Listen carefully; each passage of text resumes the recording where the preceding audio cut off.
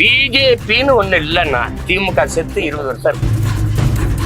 திமுகவை பதவியில் அமர்த்தினது ஐயா ஸ்டாலினா ஐயா மோடியா? யாராவது மனச்சான்று இருக்கிற நெஞ்ச வச்சு 3 முறை நிதி ஆய்வு கூட்டத்துக்கு வரமாட்டேன் என்று நெஞ்சு நிமித்தி சொன்ன நம்முடைய முதல்வர் இடி ரைடு வந்தானோ ஓடி வாரேன் மோடின்னு போனது யாரு? பாருங்க, நீ பிஜேபி வந்துடும். பிஜேபின்னு ஒண்ணு இல்லைன்னா திமுக செத்து 20 வருஷம் இருக்கு. திமுகங்கிற கட்சி அழிஞ்சு 20 வருஷம் ஆயிருக்கு. யாராவது மறுக்க சொல்லுங்க. திமுகவை பதவியில் அமர்த்தினது ஐயா ஸ்டாலினா ஐயா மோடியா? யாராவது மனச்சான்று இருக்கிற நெஞ்ச வச்சு திமுக கட்சி உழைச்சு வந்துச்சா? பாரதிய ஜனதா வெள்ள வச்சிருக்கா? பாரதிய ஜனதா வந்துரும். குடுகுடுப்பக்கார மாதிரி ஊரோட அடிச்சு கத்துனது யாரு?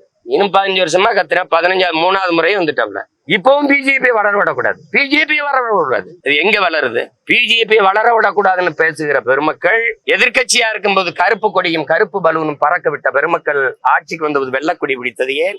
எதிர்கட்சியா இருக்கும்போது கோபேக் மோடி என்று முழக்கத்தை வைத்த நீங்கள் ஆட்சிக்கு வந்தபோது வெல்கம் மோடி என்று முழக்கத்தை முன்வைத்தது ஏன்? எனிமையா இருந்தவர் அதிகாரத்துக்கு வந்த பிறகு ஸ்வீட் எனிமையா மாறினது எப்படி? அமலாக்கத்துறை சோதனை வந்தது, அது அமுக்குன மாதிரியே அமுல் ஆக்கமாயிருச்சு. எப்படி அமைதியாயிருச்சு? எப்படி வந்தார்கள், சோதித்தார்கள். சரி, என்ன நடந்தது? யாருக்காவது சொல்லுங்க. நீங்க எல்லாம் சொல்லுங்க. 3 முறை நிதி ஆய்வு கூட்டத்துக்கு வரமாட்டேன் என்று நெஞ்சு நிமித்தி சொன்ன நம்முடைய முதல்வர் இடி ரைடு வந்தானோ ஓடி வாரேன் மோடின்னு போனது யாரு? அங்க போய் கையை பிடிச்சுக்கிட்டு கெஞ்சிக்கிட்டு கெஞ்சி நீங்கள் இந்த அமலாக்கத்துறை அந்த சோதனையை மூடுனீங்களா, இல்ல எதிர்த்து நின்று போரிட்டு முன்னீங்களா? இப்படி ஒரு கேடுகட்ட அரசியல் கட்டமைப்பை இந்த திராவிட கட்சிகளை தவிர எவன் செய்வான்?